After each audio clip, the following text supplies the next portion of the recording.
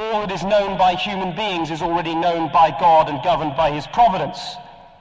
Now, I think the history of philosophy reveals very clearly that when you start with the self as ultimate, or the I, that is when you say, I'm not interested in God as a presupposition, I'm interested only in the self, in a universe of brute factuality, true knowledge, sure knowledge becomes totally impossible. We are confronted by a limitless array of infinite, brute, unknowable, unrelated, totally irrational facts that are impervious to reason, because there is no relationship between them.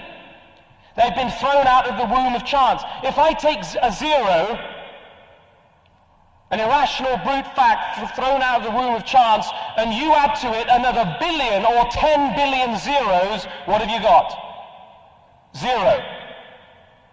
It doesn't matter how many zeros you take, there is no established relationship between them. You've got one big fat zero.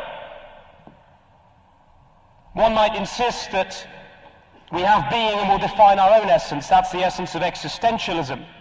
But then we have to grant that every other person in the world has the same right. They too have no definition, no essence, no pre-established pattern, no meaning. And so they too have a right to create a universe unto themselves. So if the non-theist was really consistent with what they believed, nothing could be known. And that is why I've said that the non-theist is an intellectual schizophrenic. They borrow from the theistic worldview continuously to support their own arguments. With brute, uncreated, unrelated facticity as ultimate, and the human mind as the final point of reference, all you have is the irrational particulars out there and arbitrary ideas in your mind that you are trying to relate together. What becomes very clear to me is that whenever you start without God, the very idea of proving anything is absurd, because you've already denied the unity of truth and the possibility of truth. Pragmatists and empiricists have asserted a total irrationalism. Put it another way, unless we hold that in God, who is totally self-sufficient and unconditioned, we have fact and design, reason and fact, prior to and before existence and creation, we are only confronted out there with the irrational, unintelligible idea of brute fact thrown up from the womb of chance. The atheist and existentialist Camus put it well. He said this, and I quote, "I said that the world is absurd, but I was too hasty. The world in itself is not reasonable, that is all that can be said, but what is absurd is the confrontation of this irrational and the wild longing for clarity whose call echoes in the human heart. The absurd depends as much on man as on the world. For the moment, it is all that links them together. This is all I can clearly discern in this measureless universe where my adventure takes place." Albert Einstein understood this predicament well.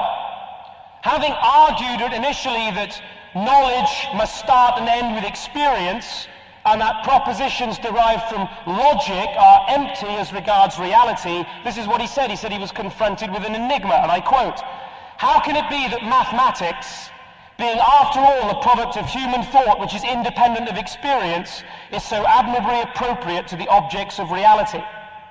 In other words, how is it that mathematical equations and relations can bear any resemblance to the world out there? So he said the most incomprehensible thing about the universe is that the universe is comprehensible. Why on earth should the universe be comprehensible unless there is a God who relates that world out there to my mind? The schizophrenic nature of anti-theism emerges again and again and again. On the one hand, there's the insistence that sound thinking must regard God as non-existent, or that it's an open question. There's the assumption that you can get along in the universe without God. On the other hand, naive realism says there's order, structure, design, purpose, and everybody operates on that assumption. You don't wait for a bus that isn't timetabled to come. You expect that the present will be like the past. You expect to walk out of here and not shoot upwards into space, but actually remain attached to the ground. You expect uniformity and consistency in your experience, but in a chance world, why should you expect that? You've got no right to expect that. without God,